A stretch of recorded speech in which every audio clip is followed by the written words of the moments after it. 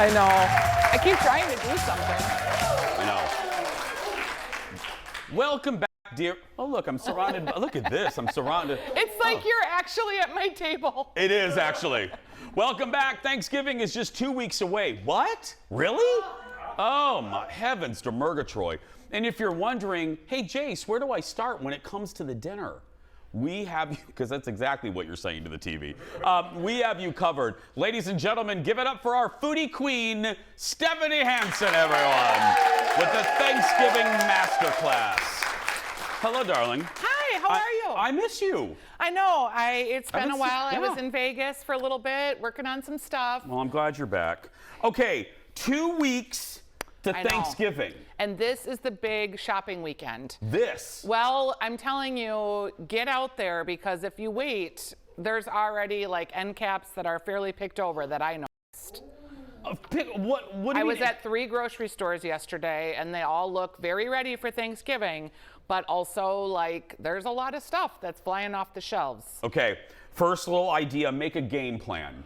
Okay, so like you need to write down what it is that you're making, make aheads, like are you making the pie crusts ahead, because that's a good idea. Are you making your cranberry sauce ahead? Are you cutting up your bread cubes so that they have time to dry out for your dressing? Are you thawing out your turkey? Because that's like the #1 thing people don't do, is they don't thaw out their turkey early enough.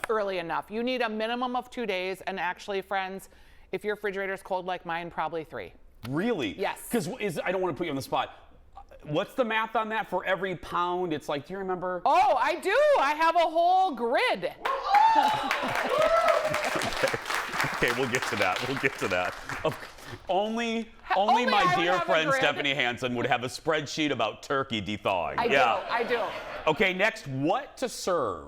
Okay, so Thanksgiving is a weird meal for me, I'm not gonna lie. And because it's not like the best meal, like Thanksgiving, just the turkey is always like, okay, you get the stuffing and that's delicious, potatoes, but where like cooks like to shine is sort of in the sides department. Okay. So I have some ideas for some sides. I don't know if you want to do those right now. Should we do that now, Jeff, or what? Side dishes, should we wait? No, not we'll yet. Wait and That's we'll do next. that. That's next. Okay, so you have to though think about like. I always turn to, in my normal life, if Jeff isn't around, I go, Jeff, make this decision for me. Yeah, anyway. We all need a Jeff, don't we? I mean, come on. No, like, are you going to have salad? Salad is very controversial at Thanksgiving. Some people think it's just an extra plate that's filler.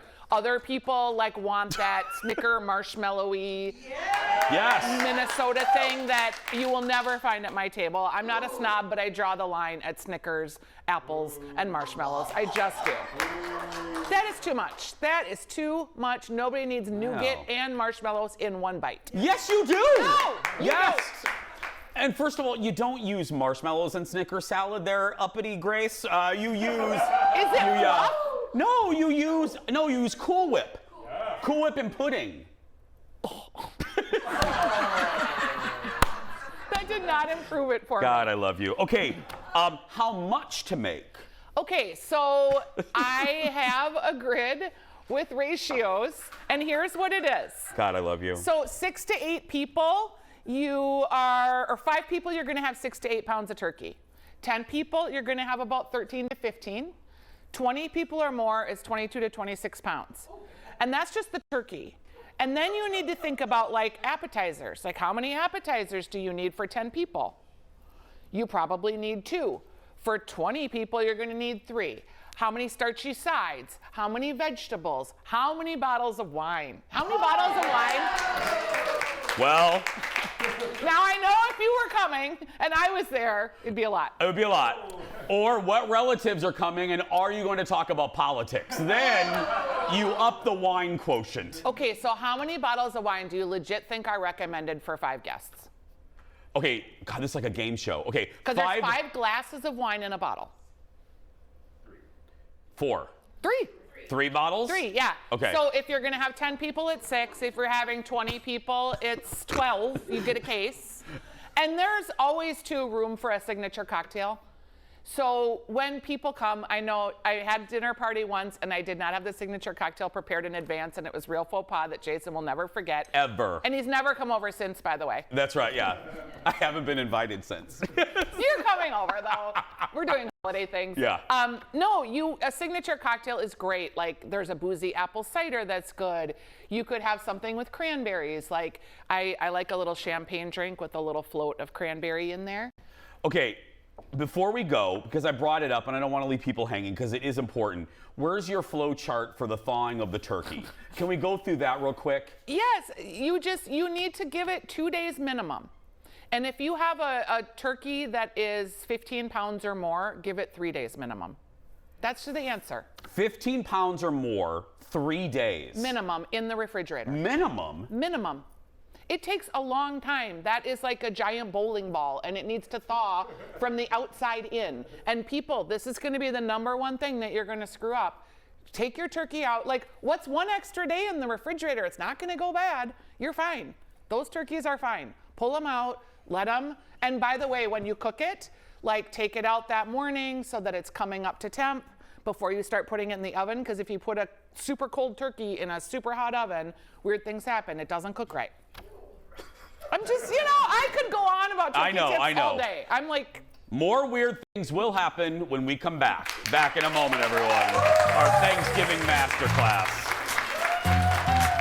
Weird things will... I'm thrilled with that. Yeah. Or happy.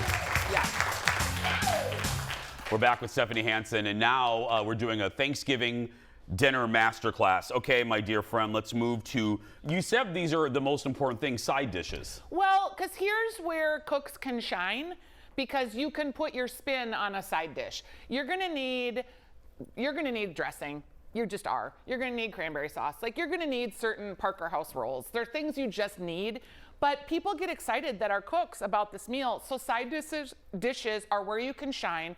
It's also where you can bring in, like, the cousin who's a vegan, or the person who has gluten intolerance and you need to provide something. So thinking about different ways that people eat now that we didn't used to think about. Yeah, like Polly, your pescatarian cousin. That's right. Yes. That's right. Pescatarian Polly or vegan Vera. Yeah.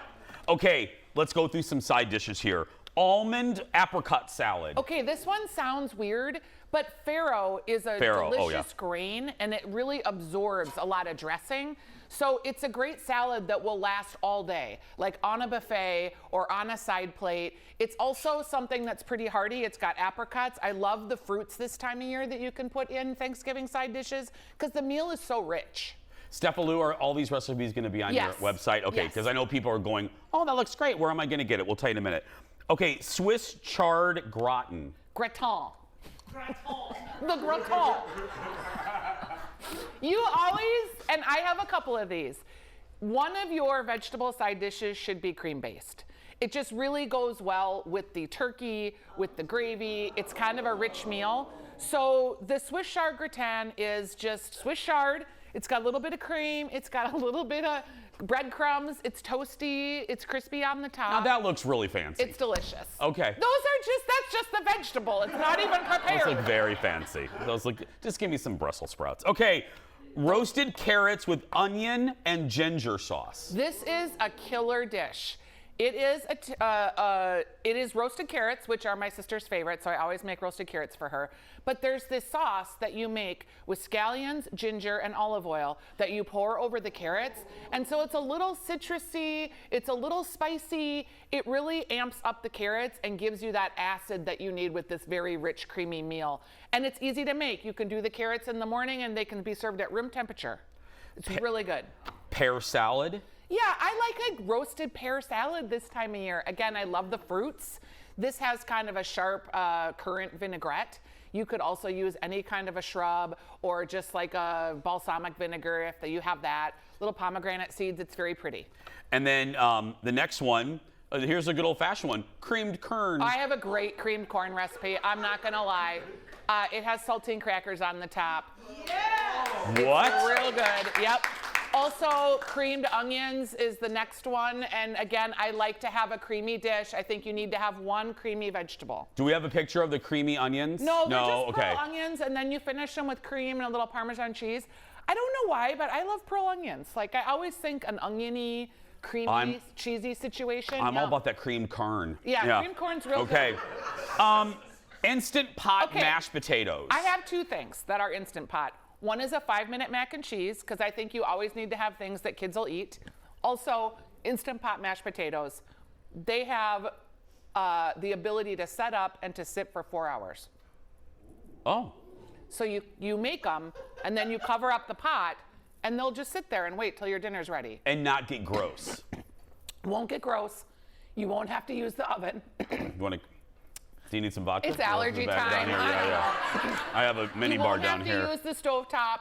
It will allow you to use your Instant Pot in a way that will save up some dishes and some room for you. I like the mac and cheese. I always make, my contribution is always the Patti LaBelle over the rainbow mac and cheese. This is a tip on Weekly Dish, my radio show this weekend. I'm doing a whole segment in the 10 o'clock hour about 6 different types of macaroni and cheese for Thanksgiving. Oh, fantastic. Yeah. Do a plug. How can people listen to Weekly Dish? Weekly Dish is on My Talk 1071, 9 to 11, or you can listen to the podcast called Weekly Dish MN, or you can find it at stephaniesdish.com. There we go. All the recipes that we talked about today, you can also find on her website.